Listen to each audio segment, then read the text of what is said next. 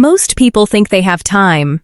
They believe the future is a distant, blurry destination where things will eventually work out. They assume that if they just work hard enough today, the arithmetic of life will take care of itself. But they are wrong. The most dangerous lie you've ever been told isn't about money or success. It's about how progress actually works. We are taught to think linearly. 1 + 1 = 2. 2 + 2 = 4. It's clean. It's predictable. It makes sense to our primitive brains. But the universe doesn't work in straight lines. There is a silent, invisible force that governs almost everything you touch. From the wealth in your bank account to the health of your cells and the quality of your relationships. It is the most powerful engine in existence, yet it is almost entirely ignored because, for a very long time, it looks like absolutely nothing is happening.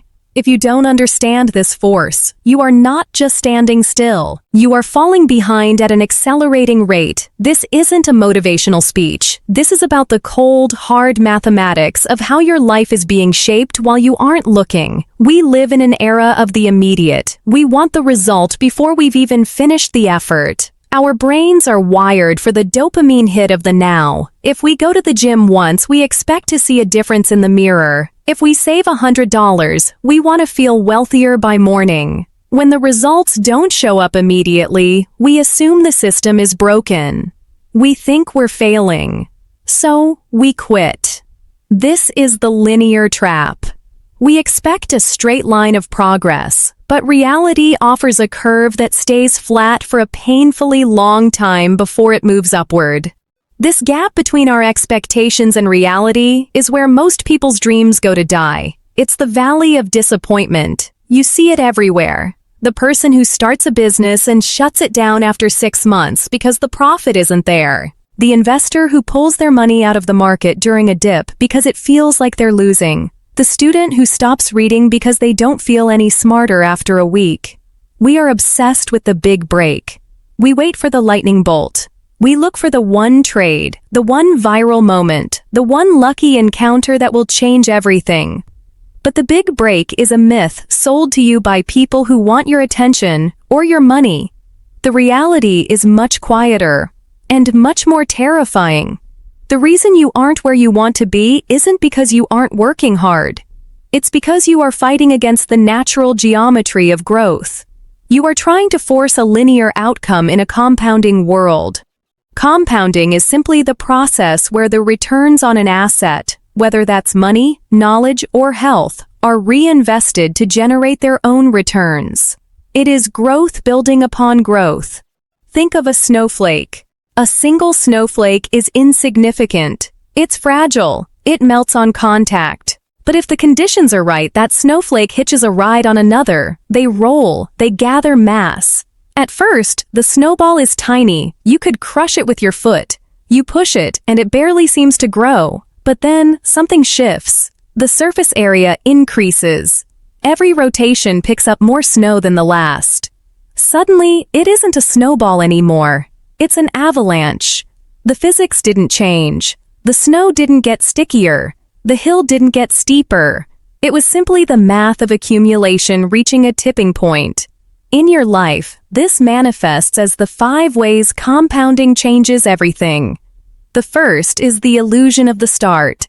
In the beginning, the difference between a good decision and a bad decision is invisible. If you eat a burger today, you aren't obese tomorrow. If you save $50 today, you aren't a millionaire tomorrow. Because the consequences are delayed, we feel like our choices don't matter. We feel like we have a free pass to indulge in mediocrity because the price tag hasn't been printed yet. But the clock is already ticking. Money is the most obvious example, yet the one we get most wrong. Most people view money as something to be spent. They see $100 and think about what it can buy them today. They don't see the ghost of what that $100 could become in 30 years.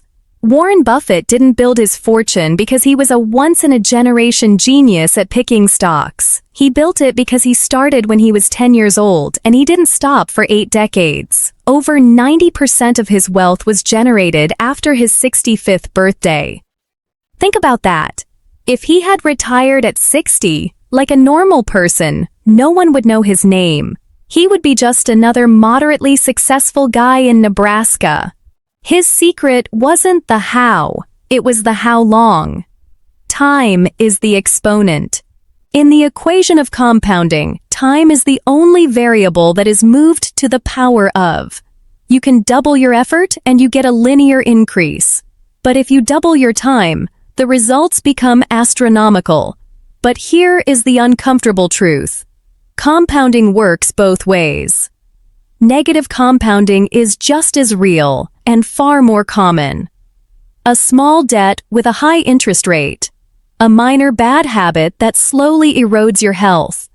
A slightly cynical attitude that pushes people away over years. By the time you notice the damage, the curve has already turned vertical. You don't wake up one day and realize your life is in shambles. You slowly, methodically, and quietly build that reality one invisible choice at a time. We are told to hustle. We are told that the person who works the hardest wins. But hard work is a linear input. If you work twice as hard, you might get twice the result. Compounding isn't about working harder. It's about working longer without interrupting the cycle. The greatest enemy of compounding isn't a lack of effort. It's unnecessary interruption. People get bored. They get scared. They get distracted by a new opportunity that promises faster results. Every time you switch paths, every time you cash out, every time you start over, you reset the clock to zero. You go back to the flat part of the curve. You spend your entire life in the valley of disappointment, wondering why others are standing on the peak. They aren't smarter than you. They were just more patient. They were willing to look like they were failing for a decade so they could look like an overnight success for a day.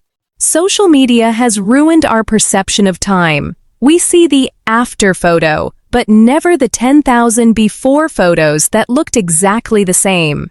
We see the exit of a startup for $1 billion, but not the 7 years the founder spent sleeping on a floor and wondering if they were delusional. We are being fed a diet of outliers. We see the people who hit the jackpot, the crypto millionaires, the viral influencers, the lottery winners, and we mistake their luck for a roadmap. We try to replicate the spike. We look for the vertical line. But a vertical line without a foundation is just a bubble, and bubbles always burst. The wealth that lasts, the knowledge that transforms, and the relationships that sustain are all built on the flat part of the curve. They are built when no one is watching and when there is no immediate reward. This is the psychological tax of compounding. It requires you to act against your instincts. Your brain wants safety, comfort, and immediate feedback. Compounding demands uncertainty, sacrifice, and silence. It asks you to trust a math that you cannot see. Why do most people fail? It's not because they don't understand the concept. A 10-year-old can understand interest. They fail because of the emotional toll of the middle. In the beginning, there is the excitement of the new. You have a plan. You have a goal. The energy is high. Then the honeymoon phase ends.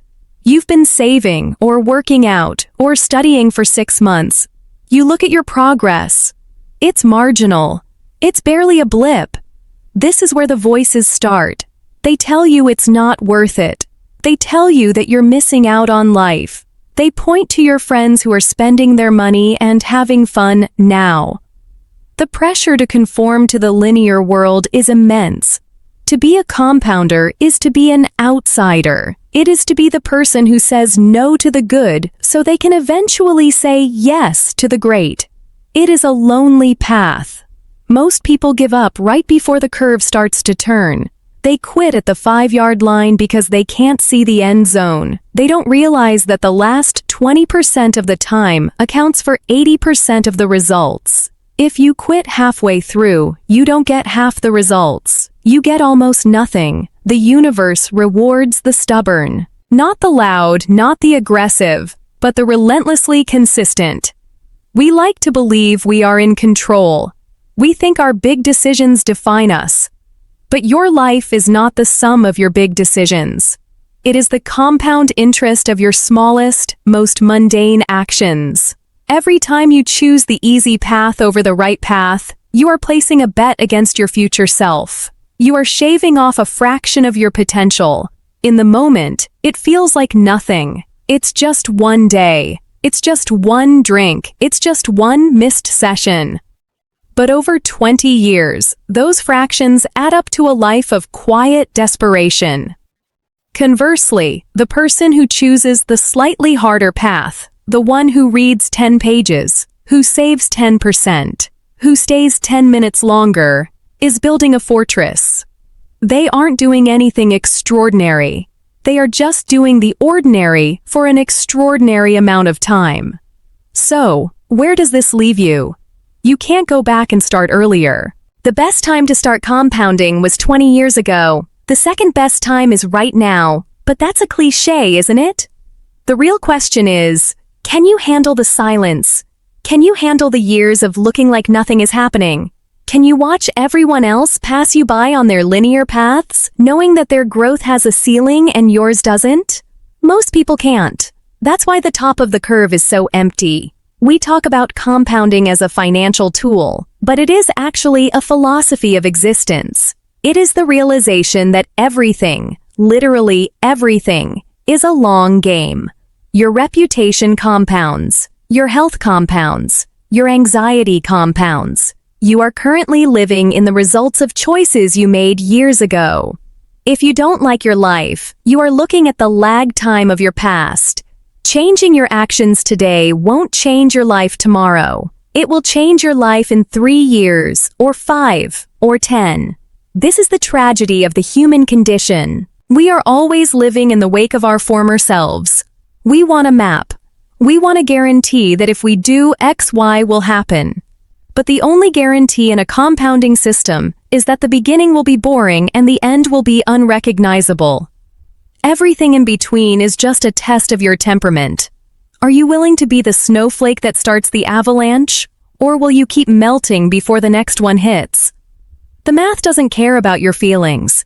It doesn't care about your intentions or your potential. It only cares about the numbers and the time you give them. The curve is moving, whether you like it or not. The only question is which direction it's headed. And by the time you see where it's going, it might already be too late to change it. How much of your life is currently compounding in a direction you haven't even noticed yet?